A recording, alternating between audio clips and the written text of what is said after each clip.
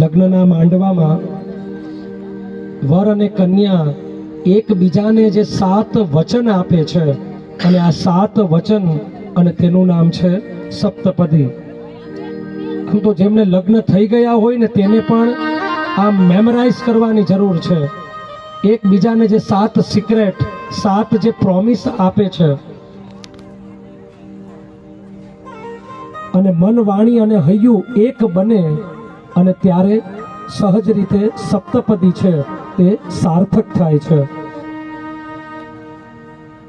આમ તો એવું કહેવાય કે જોડિયા ઉપર બન કે આતી હૈ. જોડિયા બધી સ્વર્ગમાં જ બની જાય છે, પણ એ સ્વર્ગને જીવનમાં ઉતારવું ને ઇટ્સ ડિપેન્ડ ઓનલી ફોર અસ.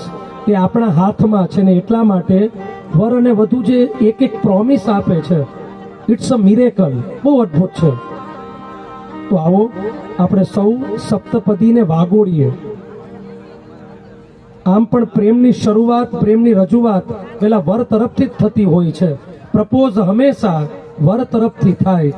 એટલે પહેલું વચન પહેલું પ્રોમિસ છે ને તે વર કન્યાને આપે છે. બહુ અદ્ભુત છે. ઓમ એકમિષે વિષ્ણુસ્વાનયતો. વર કન્યાને કહે છે કે હે વધુ, તું મારા ઘરની અન્નપૂર્ણા થા. આમ તો પ્રેમ છે ને એ પ્રેમ ક્યારેય લેવામાં માનતો નથી. Love is not getting but giving. પ્રેમમાં હંમેશા છે ને સહજ દેવાનું જ હોય છે. અને એટલા માટે અર્પણ, તર્પણ અને સમર્પણ આ જે ટેકનિક છે, આ ટેકનિકનું નામ છે તે પ્રેમ છે. અને એટલા માટે વર કન્યાને કહે છે કે તું મારા ઘરની અન્નપૂર્ણા થા. Every success man behind a beautiful woman. દરેક સફળ પુરુષની પાછળ છે ને સ્ત્રીનો હાથ છે. એક ઉત્તુંગ આપણે ઇમારત જોઈએ, ઇમારત દેખાતી હોય છે પણ ઇમારતનો પાયો છે ને એ પાયો ક્યારે દેખાતો નથી. પણ આ પાયો હલે, પાયો ધ્રુજે ને તો ધરતીકંપ આવી જાય. એમાં ઘર રૂપી જે આખું આશિયાના છે એનો પાયો છે ને તે સ્ત્રી છે. અને એટલા માટે જ વર કન્યાને કહે છે કે તું મારા ઘરની અન્નપૂર્ણા થા.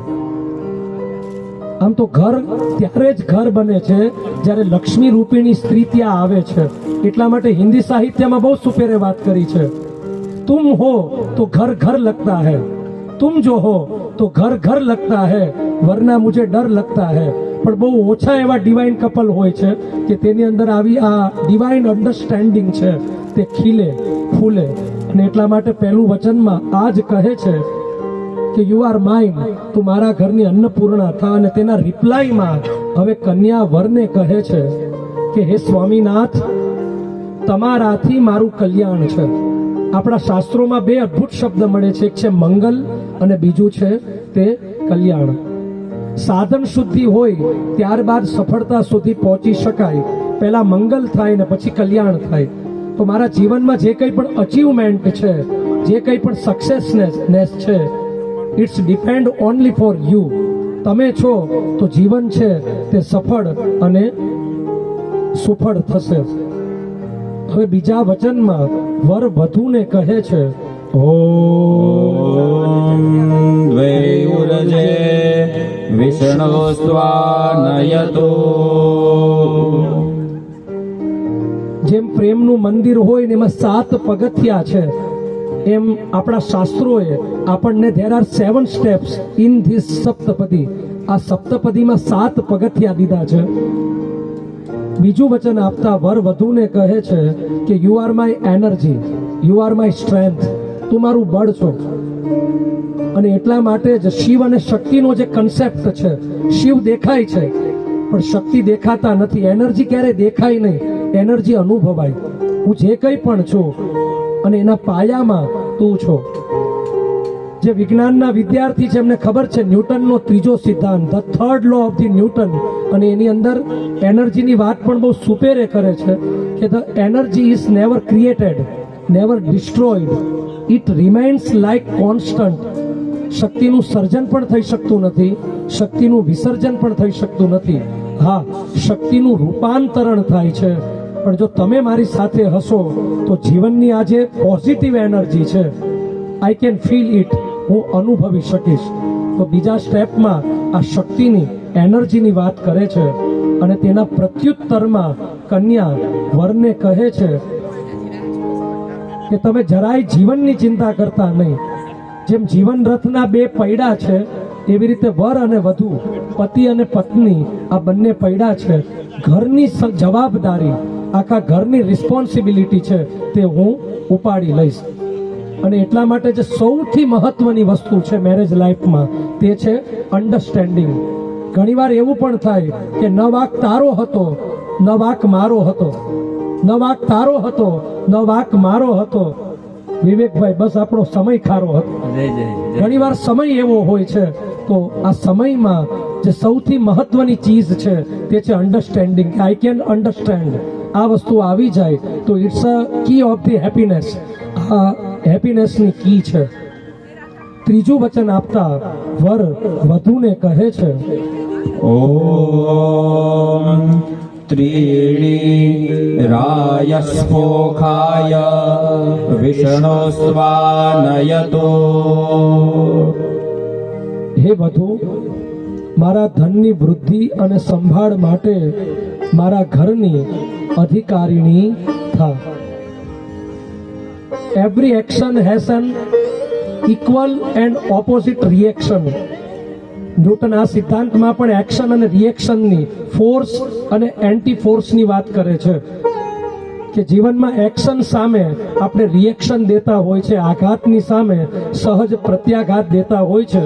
તો જીવનમાં એવી એવી સિચ્યુએશન આવશે કે એમાં સહજ ગુસ્સે થઈ જવાય, ન કરવાનું કરી બેઠીએ. અને અહીંયા એનર્જી પ્રોટેક્ટની વાત કરે છે કે ગમે તે થાય પણ આપણે સાથે હશું. અને એટલા માટે જીવનમાં સૌથી અઘરામાં અઘરી બાબત છે ને તે એનર્જી પ્રોટેક્ટ કરવાની છે.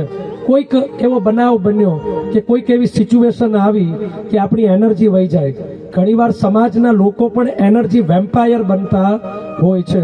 તો ઇટ્સ ઓલ અબાઉટ એનર્જી. અને એનર્જીનું એક એકમ તે ધન પણ છે, વિટામિન એમ. મની પાવર વગર કંઈ થવાનું નથી, પણ એ જ ધન જ્યારે લક્ષ્મી રૂપિણી કન્યાને દેવામાં આવે ત્યારે અનંત ગણું થઈ ઇન્ફિનિટ ફોર્મમાં આવતું હોય છે. એટલા માટે મહાભારતમાં પણ દ્રૌપદીજી પાસે ધનકોશ, ધનની ચાવી હતી ને દ્રૌપદીજી પાસે પણ હતી. આપણા ગુજરાતીમાં પણ સરસ મજાની કવિતા, કૂચી આપો બાઈજી. તો બાઈજીને પણ વિનંતી કે કૂચી વહુને આપી દેવી. અને તેના રિપ્લાયમાં કન્યા વરને કહે છે, હે સ્વામીનાથ, આપને તથા આપના કુટુંબને હું ઉત્તમ રસોઈ કરીને જમાડીશ. સાયકોલોજીમાં પણ એક સરસ મજાનો સિદ્ધાંત છે અને તેને કહેવાય છે લો ઓફ ધી મેરેકી. જ્યારે ઘરની રસોઈ ગૃહિણી બનાવતી હોય છે અને ત્યારે જે પોઝિટિવિટી, પોઝિટિવ એનર્જી છે એમાં બહુ સહજ રીતે આવી જાય છે. અને આ થિયરીનું નામ છે ધ થિયરી ઓફ ધી મેરાકી. સહજ રીતે આપણે રેસ્ટોરન્ટ ને હોટલમાં જમવા લાગ્યા છે તો વાઇબ્રેશન પણ કંઈક જે ઘરના છે એ કંઈક અલગ થઈ જાય છે. ને એટલા માટે જ જેના અન્ન ભેગા તેના મન ભેગા. તો સહજ રીતે અન્ન સાથે મનનો સંબંધ છે.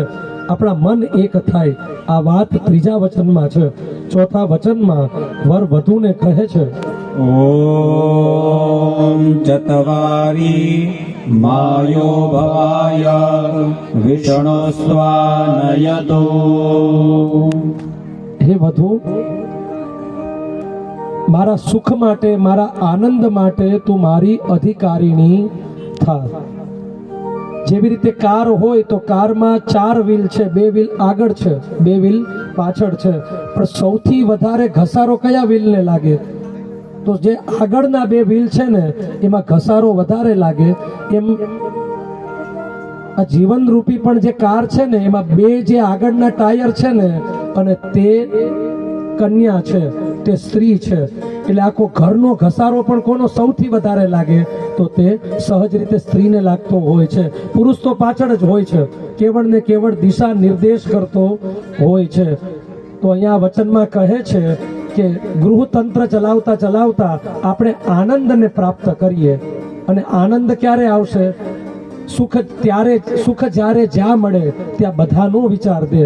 જે સહજ બધાનું વિચારતા હોય, સ્વથી લઈ સર્વનું વિચારતા હોય, ત્યારે આનંદ પ્રાપ્ત થાય. તું મારા આનંદની અધિકારીની થા. અને તેના રિપ્લાયમાં કન્યા એમ કહે છે કે હું ઉત્તમ સૌભાગ્યના શણગારને ધારણ કરીશ અને હંમેશા તમારી સાથે રહીશ.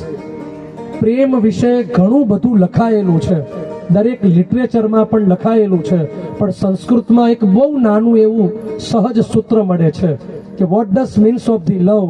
તો અહીંયા બહુ અદ્ભુત વાત સંસ્કૃતમાં છે, તત્ સુખે સુખિત્વમ, તારા સુખમાં મારું સુખ. પ્રેમ હોય ને ત્યાં સહજ સામેવાળાનો વિચાર હોય, તો હું હંમેશા તમારા સુખમાં સુખી થઈશ.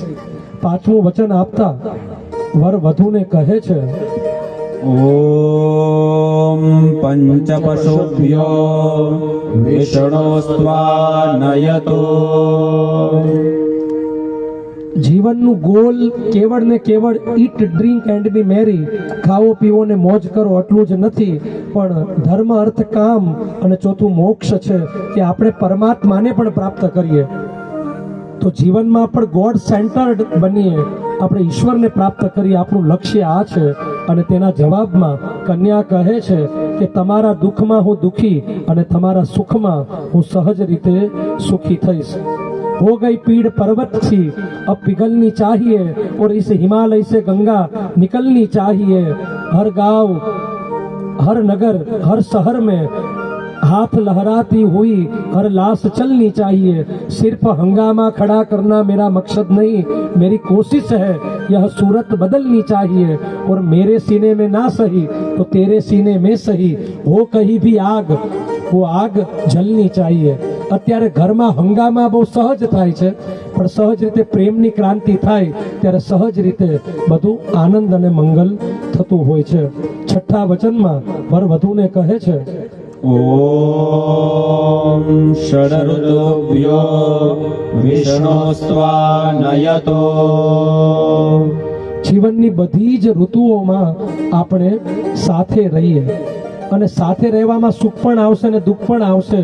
અને એટલા માટે તે એક પાવર મંત્ર છે, આઈ કેન વેઇટ, હું પ્રતીક્ષા કરી શકું છું.